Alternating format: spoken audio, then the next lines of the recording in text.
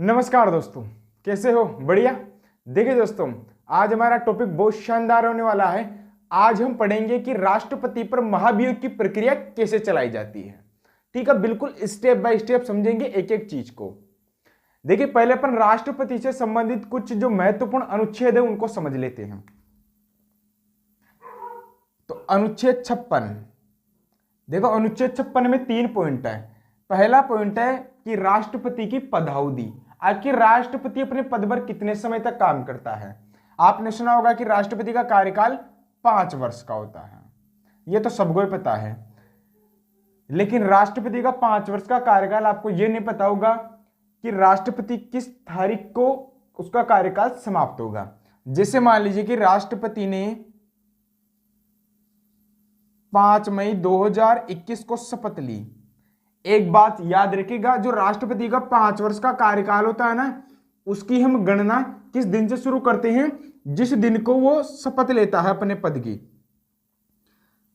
तो राष्ट्रपति का चुनाव जीतने के बाद में कोई व्यक्ति अगर राष्ट्रपति के पद की शपथ लेता है, शपथ कौन लेगा? जो राष्ट्रपति के चुनाव में जीता है। तो 5 मई 2021 को राष्ट्रपति के पद की शपथ लेगा, तो इसी तारीख से आने वाले अगले 5 सालों तक ये राष्ट्रपति के पद पर कार्य करेगा। किस तारीख को इसका कार्यकाल समाप्त होगा? इसमें 5 वर्ष जोड़ दो, तो 2021 में 5 जोड़ेंगे तो 2026 तक तो रहेगा। इसमें तो कोई दिक्कत है ही नहीं। कौन से महीने में? मई महीने तक ही, यानी कि मई तक ही रहेगा। लेकिन तारीख क्या होगी भाई? ये दोनों तो आसानी से पता चल जाता है कि भाई मई में 2026 को इसका कार्यकाल समाप्त होगा। लेकिन तारीख क्या होगी? जिस तारीख को उसने शपथ ली ना, उससे एक दिन पीछे की तारीख, यानी कि 4 मई को, 4 मई 2026 को राष्ट्रपति का कार्यकाल समाप्त होगा। रात का 12 बजे तक ही यह राष्ट्रपति रहेगा। 4 मई 2026 के रात का 12 बजे तक ये व्यक्ति राष्ट्रपति रहेगा। इसके बाद जैसे 1 सेकंड भी अगर आगे बढ़ गई तो 5 तारीख हो जाएगी और 5 तारीख को यह राष्ट्रपति नहीं रहेगा। ठीक है, फिर जो नया राष्ट्रपति होगा ना, वो शपथ ले लेगा। वैसे रात को तो नहीं लेते, अगले दिन सुबह का लेते हैं। तो दूसरा पॉइंट समझते हैं। ये तो राष्ट्रपति का पदावधि है। अब राष्ट्रपति का जो त्याग पत्र, आखिर त्याग पत्र कैसे देता है, किसको देता है? राष्ट्रपति अपना त्याग पत्र, ये अपने राष्ट्रपति हैं। अनुच्छेद 56 में लिखा हुआ है इसका दूसरा पॉइंट। राष्ट्रपति जो अपना त्याग पत्र देगा, यह त्याग पत्र है, त्याग पत्र। उपराष्ट्रपति को संबोधित होगा उपराष्ट्रपति। इसका मतलब क्या है भाई? वैसे सीधा सिंपल सी बात है कि राष्ट्रपति को जब भी त्याग पत्र देना है तो एक पत्र लिखना है, वो उसके पद को त्याग करने का, जिसे हम त्याग पत्र बोलेंगे, और उपराष्ट्रपति को दे देगा। तो जैसे ही त्याग पत्र देगा तो राष्ट्रपति के पद से वो हट जाएगा।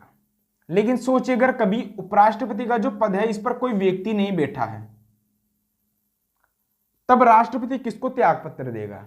देखिए, जो राष्ट्रपति त्याग पत्र लिखता है ना, ये त्याग पत्र, तो इसमें उपराष्ट्रपति का नाम नहीं होता, केवल उपराष्ट्रपति लिखा होता है। उपराष्ट्रपति,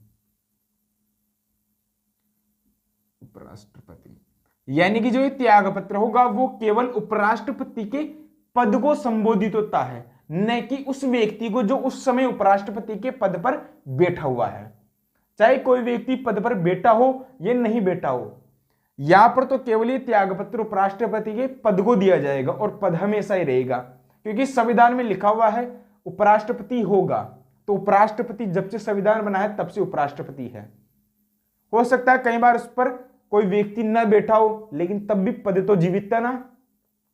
ठीक है, जैसे हमने जब हम 8वीं 9वीं क्लास में थे, तो क्लास से जब अनुपस्थित होने का एक प्रार्थना पत्र देते थे, तो उसमें लिखते थे ना, सेवा में श्रीमान प्रधानाचार्य जी।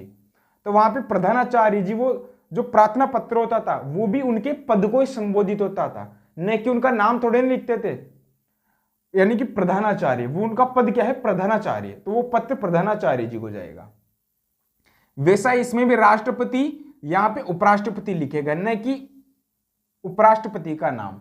ठीक है, तो ये तो त्याग पत्र से संबंधित। इसी प्रकार उपराष्ट्रपति भी राष्ट्रपति को त्याग पत्र देता है, चाहे राष्ट्रपति अपने पद पर हो या ना हो, इसका भी त्याग पत्र इसी प्रकार होगा। इसमें भी यहां पर राष्ट्रपति लिखा होगा, तो जो कि पद को दिया जाएगा। ठीक है।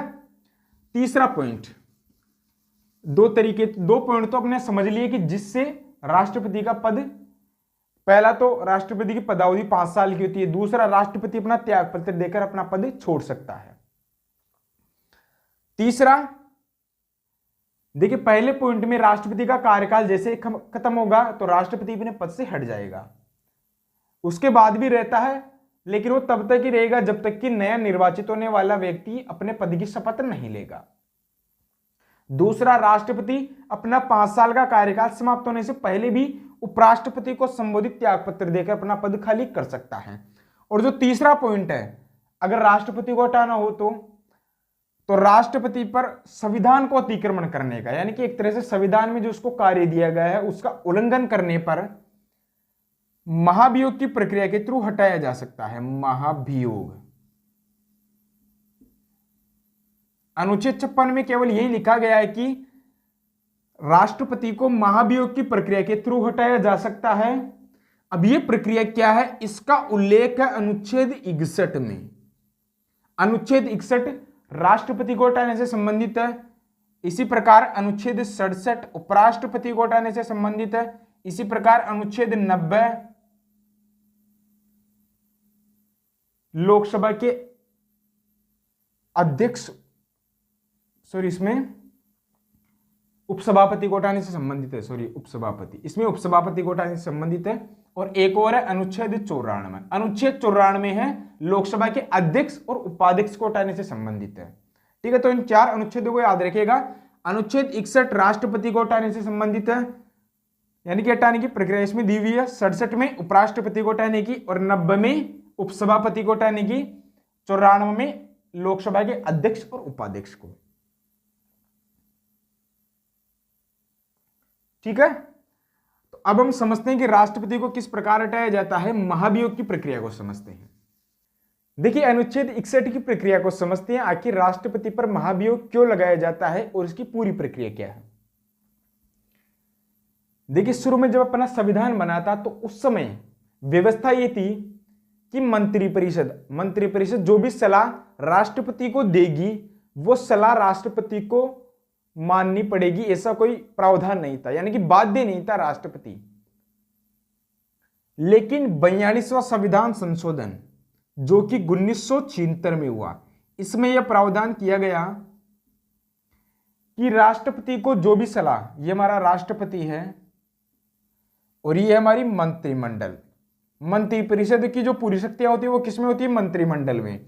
मंत्रिमंडल जो भी सलाह राष्ट्रपति को देगी वो सलाह राष्ट्रपति को माननी ही पड़ेगी। अगर कहा कि आपातकाल लगा दो तो आपातकाल के लिए आदेश जारी करना ही पड़ेगा।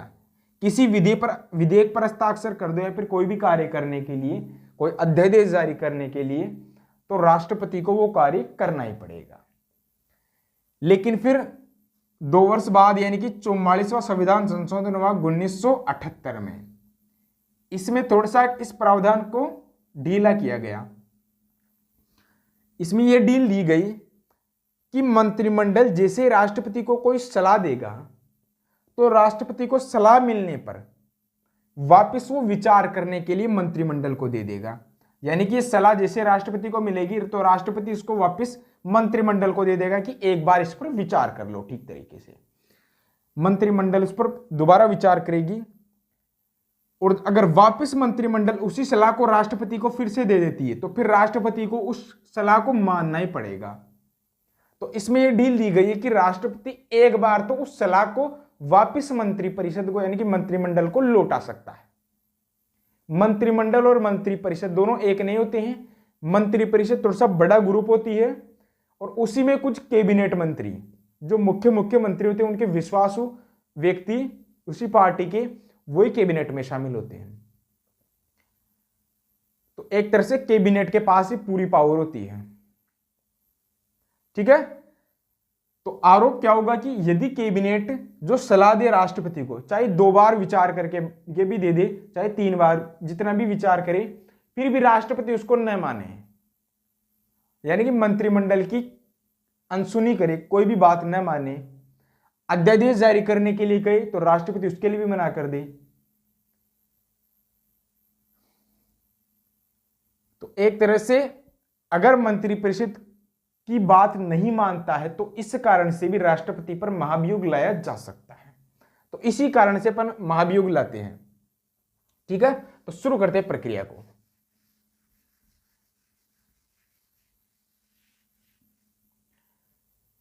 देखिए प्रक्रिया कैसे शुरू होगी। संविधान में क्या प्रावधान है? संविधान में प्रावधान है कि राष्ट्रपति पर जो भी महाभियोग लाना है, महाभियोग जो भी आरोप लगा कर लाना है, तो संसद का कोई भी एक सदन तो राष्ट्रपति पर आरोप लगाएगा, और आरोप लगाया हुआ तभी माना जाएगा। यानी कि आरोप कब लगेगा? जब आरोप का जो प्रस्ताव है वो लोकसभा से, यानी कि एक सदन से पारित हो जाएगा। कोई भी सदन उस आरोप को, जो संकल्प में होगा आरोप, उसको पारित कर देता है, तो राष्ट्रपति पर आरोप लग जाएगा, और दूसरा सदन उन आरोपों की जांच करेगा, और फिर यदि जांच में राष्ट्रपति दोषी पाया जाता है तो फिर उसी प्रस्ताव को राज्यसभा में से भी पारित होना पड़ता है, कुल सदस्यों की 2/3 बहुमत से। ठीक है, तो सीधा समझिए कि एक सदन तो राष्ट्रपति पर आरोप लगाएगा और दूसरा सदन उन आरोपों की जांच करेगा, यही प्रक्रिया होगी। तो हम ये मान लेते हैं कि लोकसभा आरोप लगाती है। आरोप कैसे लगाएगा? कोई सदस्य है, लोकसभा का सदस्य आरोप लगाएगा। अगर ये सदस्य आरोप लगाना चाहता है, इसके साथ कई सारे और सदस्य हैं, 50, 100, 200 सदस्य। वैसे आवश्यकता तो ज्यादा सदस्यों की पड़ेगी, लेकिन अभी हम मान लेते हैं कि इसे पता है कि महाभियोग लाया जा सकता है और महाभियोग हम पारित करवा सकते हैं। तो सदस्य एक सूचना देगा राष्ट्रपति पर महाभियोग लाने की, और सूचना किसको देगा? महासचिव को। महासचिव कौन होता है? महासचिव एक सरकारी अधिकारी होता है जो कि लोकसभा के अध्यक्ष की बहुत ज्यादा हेल्प करता है।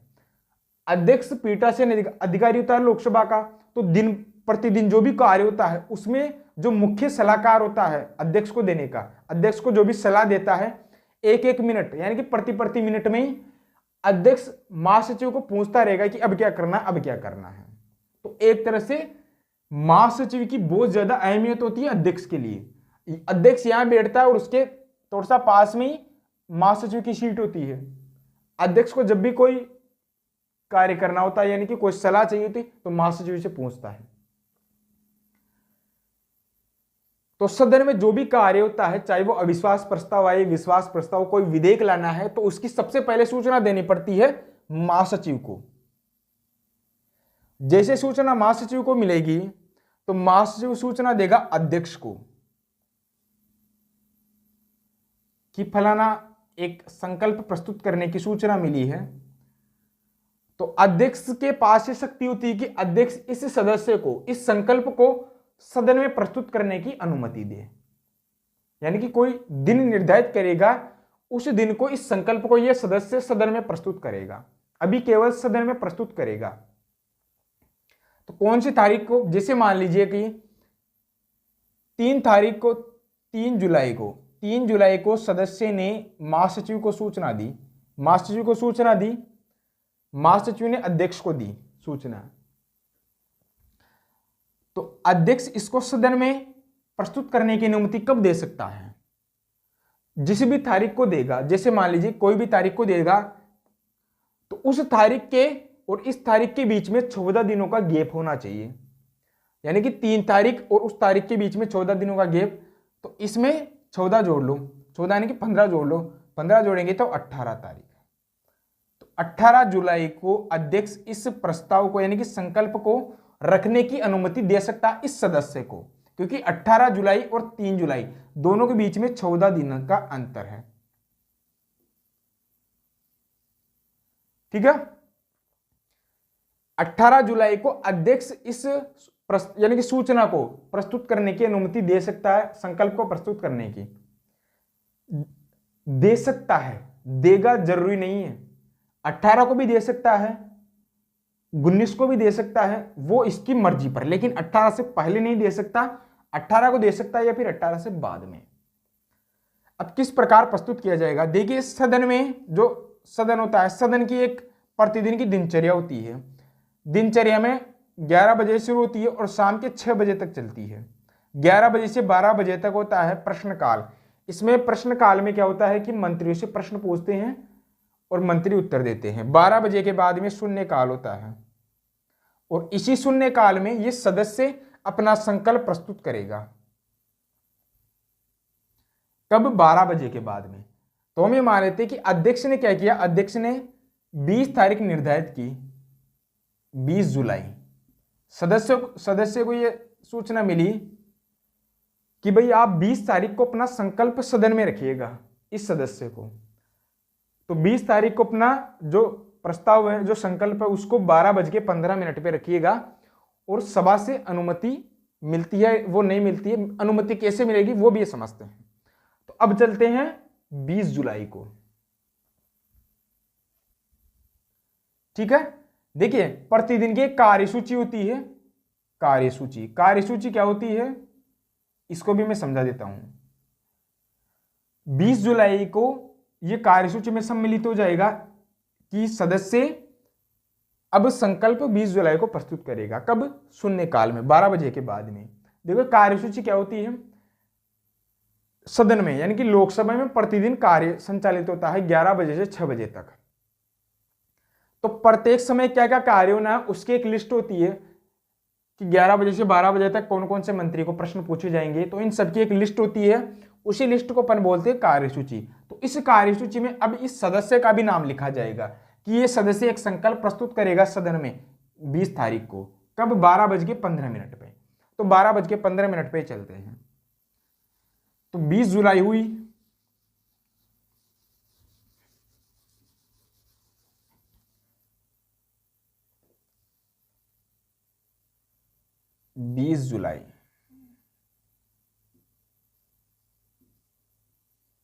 देखिए 20 जुलाई को जब 12 बजती है, 12:15, तो यहां पे कोई सदस्य बैठा है, वो सदस्य इस संकल्प पर अब संकल्प प्रस्तुत करेगा। संकल्प किस प्रकार का होगा? ये संकल्प है एक दस्तावेज, समझ लीजिएगा। संकल्प कोई व्यक्ति नहीं, संकल्प दस्तावेज है। इसमें कौन कौन सी चीजें होंगी? पहला तो राष्ट्रपति पर कौन कौन से आरोप लगाने हैं वो आरोप होंगे। भाई आरोप स्पष्ट होने चाहिए बिल्कुल कि राष्ट्रपति पर कौन कौन से आरोप है। ऐसे नहीं कि समझ में नहीं आई, सदन के सदस्यों को समझ में नहीं आई कि आरोप क्या है। आरोप स्पष्ट नहीं होंगे तो दूसरा सदन जांच कैसे करेगा भाई? तो आरोप बिल्कुल स्पष्ट होने चाहिए। जो भी आरोप होंगे तो सदन से अनुमति तब मिलेगी, यानी कि अब अगली स्टेप क्या होगी? संकल्प पर चर्चा होगी। लेकिन चर्चा कब होगी? जब सदन इसको अनुमति दे देगा। और लोकसभा इसको अनुमति कब दे देगी? जब इस संकल्प पर लोकसभा के कुल सदस्यों के 1/4 सदस्यों के हस्ताक्षर होंगे। लोकसभा के कुल कितने सदस्य हैं? 543। और 543 के 1/4 सदस्य कितने होते हैं? 1/4 के 4 एकम 4, 4 तरीके 12, 2 बज गई। तो 4 पंजे 20, 3 बज गई, 3/4, 135 सही 3/4। 3/4 को अपन पूरा 1 मान लेंगे तो कितना हो गए? 136।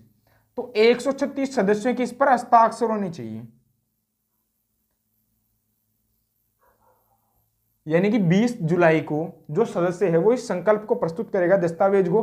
उस पर राष्ट्रपति को कौन कौन से आरोप लगाने वो भी होंगे और इस पर 136 सदस्यों के हस्ताक्षर भी होंगे। क्योंकि इस प्रक्रिया को जगह जगह गंभीर मुख्य यानी कि प्रक्रिया को वजनदार तो बनाना पड़ेगा ही नहीं। पहले तो सूचना मिली, सूचना में अगर 136 सदस्यों के हस्ताक्षर ही नहीं होंगे तो फिर आगे तो और कड़ी होगी प्रक्रिया, तो आगे किसे पास होगी? तो इसलिए स्टेप स्टेप पर इसको कड़ी बनाना पड़ेगा ताकि न तो सदन का समय व्यर्थ हो। अगर अध्यक्ष को लगता है कि 136 सदस्यों के हस्ताक्षर है, इसका मतलब आरोप में कुछ वजन है भाई, वो 136 सदस्य भी इस सदस्य से सहमत होंगे।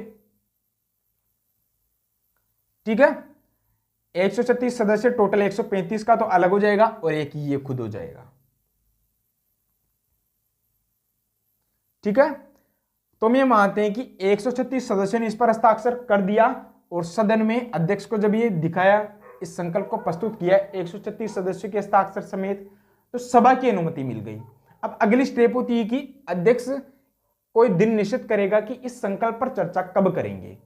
संकल्प कौन सा, कि राष्ट्रपति पर ये आरोप है तो इन आरोपों से संबंधित चर्चा करेंगे कि कुछ सदस्य तो इस पक्ष में होंगे कि राष्ट्रपति निर्दोष है और कुछ राष्ट्रपति को हटाया जाए, तो सब अपना पक्ष रखेंगे, अपना विचार रखेंगे, तो चर्चा होगी किसी न किसी दिन।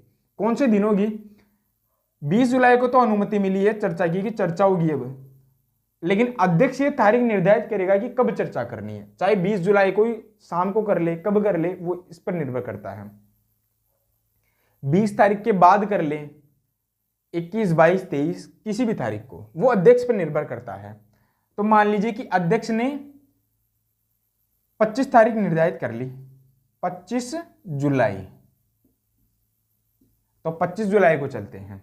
25 जुलाई को ये निर्धारित किया कि 25 जुलाई को जब भोजन अवकाश होगा लोकसभा का, लोकसभा के लिए जो सदस्य होते हैं वो भोजन करने के लिए कब जाते हैं? 1 बजे से 2 बजे तक, यानी कि 1 बजे सदस्यों को छुट्टी मिल जाती है, आधी छुट्टी लग जाती है, और 2 बजे तक वो खाना खाते हैं, और 2 बजे वापस लोकसभा की बैठक होगी, यहां पर सदस्य बैठेंगे, ये सीटें हैं, तो 3 बजे से इस पर चर्चा करेंगे, चर्चा होगी। तो अपन 25 तारीख को ही चलते हैं, तो ये अपनी आ गई 25 जुलाई को। 25 जुलाई को जैसे 3 बजेगा, अध्यक्ष कहेगा कि राष्ट्रपति के जो महाभियोग की संकल्प उस पर चर्चा शुरू करें, और चर्चा पर, अब चर्चा में तो बहुत जो भी सदस्य होगा वो अपना मत रखेगा, अपना विचार रखेगा, अंत में मतदान होगा, निष्कर्ष मतदान से निकलेगा। देखिए, पहली बात मैं बता दूं कि राष्ट्रपति पर जो भी आरोप लगाए जा रहे हैं, अभी तक आरोप लगे नहीं हैं, केवल वो सदन में दिखाए गए हैं। वो आरोप लगाए हुए तभी माने जाएंगे जब ये आरोप लगाने का जो संकल्प है, जिस संकल्प में आरोप लिखे हुए हैं, वो संकल्प इस सदन से पारित हो जाता है। और पारित कब होगा? जब वोटिंग होगी, तो कुल सदस्यों का 2/3 बहुमत उसको मिलना चाहिए, तो हम वोटिंग करवाते हैं। जैसे ही 3 बजे के बाद में चर्चा हुई, चर्चा के अंत में मतदान होगा। और मतदान कैसे होगा? यहां पे सदस्य बैठे रहेंगे, 25 तारीख को वोटिंग हुई, तो वोटिंग होगी, यहां पे सदस्य बैठे रहेंगे। हम ये मानते हैं कि 25 तारीख को पूरे 543 सदस्य नहीं आए, क्योंकि वर्तमान में 543 सदस्य हैं, 2 जो मनोनीत सदस्य हैं उनको नहीं चुना जाता। ठीक है, तो कुल कितने हो गए? 543 सदस्य। तो हम ये मानते हैं कि 25 जुलाई को 520 सदस्य सदन में उपस्थित हुए, 520 सदस्य, यानी कि यहां पर इन सीटों पर कितने सदस्य बैठे थे? 520। इसमें से 20 भी ऐसे सदस्य थे जो केवल बैठे रहे अपने सीट पर, उन्होंने न तो राष्ट्रपति को हटाने के पक्ष में वोट दिया और न ही न हटाने के पक्ष में। जो न्यूट्रल रहते हैं ना, वो भी वोट तो देते हैं। वो वोट किसको देते हैं? बिल्कुल उदासीन को। वोट के जो वोट देने का ना 3 वो तरीके होते हैं। पहला होता है जिसमें हम प्रस्ताव के पक्ष में होते हैं, यानी कि राष्ट्रपति को हटाने के पक्ष में। दूसरा होता है कि राष्ट्रपति को न हटाने के पक्ष में। और तीसरा जो बटन दबाते हैं, उस बटन का यह मतलब होता है कि हम न तो राष्ट्रपति को हटाने के पक्ष में हैं और न ही राष्ट्रपति को न हटाने के पक्ष में हैं। बिल्कुल हमारी स्थिति शून्य है। तो 20 ने तो केवल वही बटन दबाया जिससे उनकी स्थिति बिल्कुल उदासीन रही। निर्णायक मत तो केवल 500 सदस्यों ने डाला। अब 500 में से अपने को कितने वोट चाहिए? कुल सदस्यों का 2/3। तो 543 का 2/3 कितना होता है? 362। अगर 362 वोट अपने को राष्ट्रपति को हटाने के पक्ष में मिल गई तो राष्ट्रपति को अपने पद से हटना पड़ेगा। तो जैसे ही वोटिंग हुई तो राष्ट्रपति को हटाने के पक्ष में कुल 400 वोट पड़े और 100 सदस्यों ने राष्ट्रपति को न हटाने के पक्ष में वोट डाला। 400 तो ये चाहते थे कि राष्ट्रपति हटे। तो क्या ये संकल्प इससे लोकसभा से पारित हो गया? 362 ही चाहिए थे, 543 का 2/3 भाई 362 होता है ना, आप चेक कीजिएगा। तो 400 वोट मिल गई। इसका मतलब ये प्रस्ताव संकल्प है ना, लोकसभा से पारित हो गया। पारित हो गया इसका मतलब राष्ट्रपति पर आरोप लग गए। ठीक है, अगर यहां पे पारित नहीं होता है, जैसे अपने को 350 ही वोट मिलते, तो इसका मतलब राष्ट्रपति पर आरोप नहीं लगेंगे, ये प्रस्ताव यहीं गिर गया, संकल्प का कोई अब मतलब नहीं, ये प्रस्ताव खारिज हो गया। फिर आगे प्रक्रिया नहीं बढ़ेगी। ठीक है, तो अब आगे चलते हैं। अब राज्यसभा, जो भी आरोप, राज्यसभा को इन आरोपों की जांच करनी पड़ेगी। जो भी आरोप लोकसभा ने लगाए हैं वो आरोप की सूची राज्यसभा के पास जाएगी, वो संकल्प। ठीक है, तो अब अपन समझते हैं आगे का मामला। तो राज्यसभा में जाएगा, राज्यसभा इसकी जांच करवाएगी। जो जो आरोप लोकसभा ने लगाए हैं उन आरोपों की जांच होगी राज्यसभा में। देखिए, जैसे ही एक सदन से प्रस्ताव पारित हो जाता है, यही प्रक्रिया इस सदन में भी हो सकती है, लेकिन हमने इसको चुना है तो इसमें हो गई। एक सदन से पारित हो जाती है, इसका मतलब क्या होता है कि राष्ट्रपति पर आरोप लग गए हैं। अब राष्ट्रपति को अपने को निर्दोष सिद्ध करना होगा। राष्ट्रपति को यह अधिकार है कि वो अपने आप को निर्दोष सिद्ध करने के लिए अपना प्रतिनिधित्व करे, कुछ सबूत पेश करे, अपना बचाव पक्ष तैयार करे। ठीक है, तो जांचों की जांच में देखिए, वैसे तो मैं आपको पहले भी न्यायाधीशों को हटाने की प्रक्रिया में समझा चुका हूं। न्यायाधीशों को हटाने की जो प्रक्रिया थी उसमें न्यायाधीशों की आरोपों की जांच करने के लिए 3 सदस्यों की कमेटी बनाई जाती। उसमें सुप्रीम कोर्ट का न्यायाधीश भी होता था और उच्च न्यायालय का मुख्य न्यायाधीश और एक वरिष्ठ वकील होता था। लेकिन इसमें कोई ऐसा प्रावधान सीधा नहीं दिया हुआ है, केवल यह दिया हुआ है कि राष्ट्रपति के आरोपों की जो जांच है उसके आचरण की जांच कोई न्यायालय से करवाई जा सकती है, यानी कि या कोई अधिकरण, ट्रिब्यूनल्स। तो खैर इसमें अभी ऐसी कोई घटना घटित नहीं हुई है। अभी तक किसी भी राष्ट्रपति पर महाभियोग नहीं लगाया गया, इसलिए इस प्रक्रिया का पिछला कोई उदाहरण उपस्थित नहीं है। इसलिए मैं भी आपको नहीं बता सकता कि किस राष्ट्रपति पर महाभियोग लगाया गया और कहां तक प्रक्रिया सफल रही। तो खैर इसमें जांच करवा सकते हैं, जांच तो निष्पक्ष होनी चाहिए। तो जांच में कुछ न्यायाधीशों की एक कमेटी का प्रावधान भी कर सकते हैं। हो सकता है कि संसद ऐसा अधिनियम बना दे कि राष्ट्रपति के लिए जो जांच है वो कुछ प्रावधान कर सकती है। ठीक है, तो जांच के, राष्ट्रपति के आचरण की जांच न्यायालय से करवाई जा सकती है, अधिकरण से करवाई जा सकती है। जांच बिल्कुल निष्पक्ष होगी, क्योंकि जांच कौन करेंगे? न्यायाधीश होंगे इसमें। तो अब जांच में पाया जाता है कि राष्ट्रपति निर्दोष है। तो राष्ट्रपति अगर निर्दोष है तो फिर तो मामला आगे नहीं बढ़ेगा। ठीक है, अगर राष्ट्रपति निर्दोष पाया जाता है तो कोई मामला आगे नहीं बढ़ेगा, लेकिन राष्ट्रपति अगर दोषी पाया जाता है,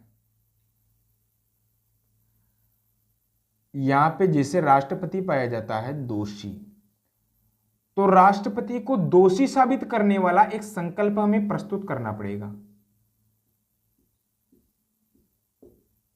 इस संकल्प में लिखा होगा कि राष्ट्रपति दोषी है और उस पर ये आरोप सिद्ध हो गए हैं। तो ये संकल्प राज्यसभा के कुल सदस्यों के 2/3 बहुमत से पारित हो जाना चाहिए, 2/3 बहुमत से। ठीक है, तो इस पर भी क्या होगा, जैसे राष्ट्रपति दोषी सिद्ध होता है तो न्यायालय से रिपोर्ट बनेगी, जो भी जांच करेंगे रिपोर्ट बनेगी और रिपोर्ट में लिखा होगा कि न्यायाधीश दोषी है। तो उसी संकल्प को राज्यसभा में रखा जाएगा।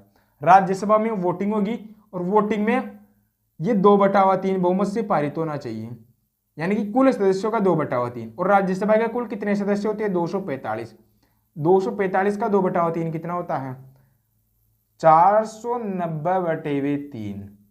तो 3 एकम 3, 3 छंगे 18, 3 तरीके 9, सही 1/3। तो यानी कि 164 वोट चाहिए। तो जैसे राष्ट्रपति के इस संकल्प पर चर्चा होगी, इस संकल्प को सभा पटल पर रखा जाएगा राज्यसभा में, और सभापति के द्वारा इस पर चर्चा करवाई जाएगी और वोटिंग भी करवाई जाएगी।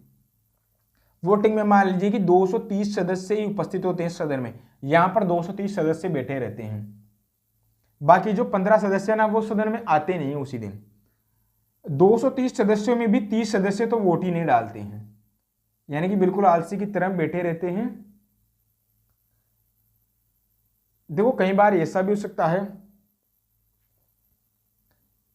कि कुछ तो वोट डाले ही ना, ठीक है ना, यानी कि 30 सदस्य किसमें वोट डालेंगे, बिल्कुल उदासीन रहने में।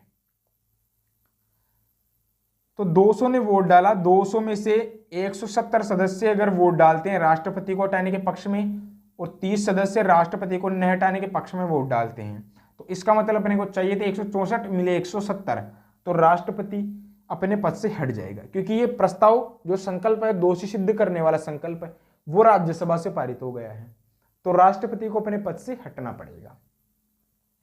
अगर यहां पे 164 वोट नहीं मिलते हैं, 163 ही मिलते हैं और बाकी 37 वोट न हटाने के पक्ष में मिलते हैं, तो इसका मतलब अपने को राज्यसभा के कुल सदस्यों का 2/3 बहुमत नहीं मिला, 164 वोट, तो ये प्रस्ताव यहीं पे निरस्त हो जाएगा, ये संकल्प पारित नहीं होगा। ठीक है, अगर ये संकल्प राज्यसभा से पारित हो जाता है तो उसी तारीख को राष्ट्रपति को अपना पद छोड़ना पड़ेगा। अगर ये प्रस्ताव यहां पे पारित नहीं होता है तो राष्ट्रपति अपने पद से नहीं हटेगा। ठीक है, तो ये पूरी प्रक्रिया मैंने आपको समझा दी है।